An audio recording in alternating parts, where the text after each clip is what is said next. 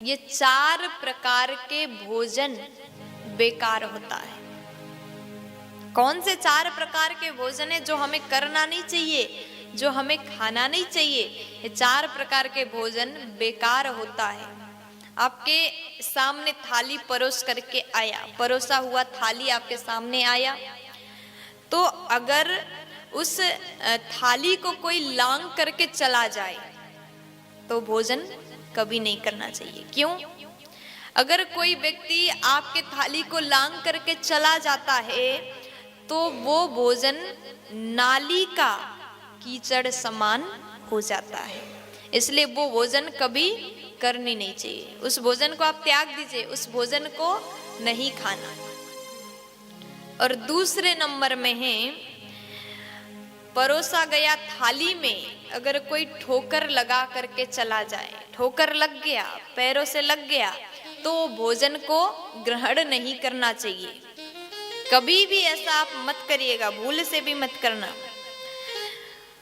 क्यों नहीं करना चाहिए? ठोकर लग गया थाली में तो वो कीचड़ बराबर हो जाता है, इसलिए कभी भी ठोकर लगा हुआ थाली से उठा करके भोजन मत करिएगा, क्योंकि हम कीचड़ तो खाते नहीं हैं, इसलिए वो थाली को भी आप छोड़ दीजिए।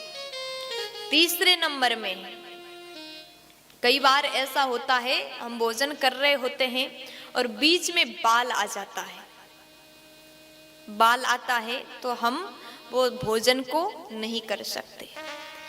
अगर खाते खाते भोजन में बाल आ जाए तो उस भोजन को कभी भी आप मत करिएगा, छोड़ दीजिएगा। क्यों?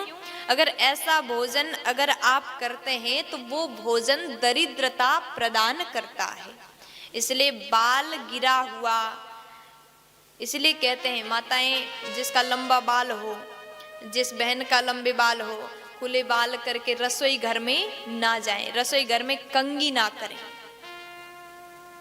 रसोई घर में कंघी करने से बाल गिरता है और भोजन में उड़ करके चला जाता है। वो भोजन खाने से, वो भोजन हम ग्रहण करते हैं, बाल मिलता है तो दरिद्रता प्रदान करेगा, इसलिए बाल गिरा हुआ भोजन भी करना नहीं चाहिए।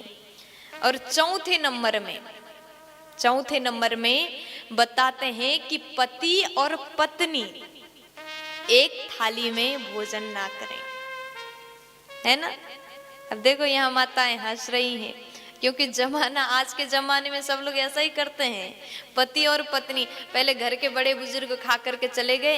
ये बात अच्छी है कि आप पहले अपने सास ससुर को, आपके घर में जो भी आपसे बड़े हैं उनको खिला दिए, उनको अच्छे से भोजन परोस करके खिला दिया, वो चले गए, ये तो आप अच्छा कर रहे हैं। लेकिन उनके जाने के बाद पति और पत्नी एक ही थाली में बैठ करके भोजन करते हैं। आज के नए जमाने के लोग सोचते हैं कि हम बड़ा अच्छा कर रहे हैं। कभी भी गलती से भी ऐसा आप मत करिएगा। अगर आप ऐसा करते हैं तो वो भोजन शराब समान हो जाता है। पति और पत्नी एक थाली में एक साथ भोजन करे तो मदिरा समान हो जाता है। और आप कहो मदिरा तो आप खाते, ग्रहण नहीं करते, पीते नहीं हैं, तो एक थाली में भोजन करना बंद कर दीजिए।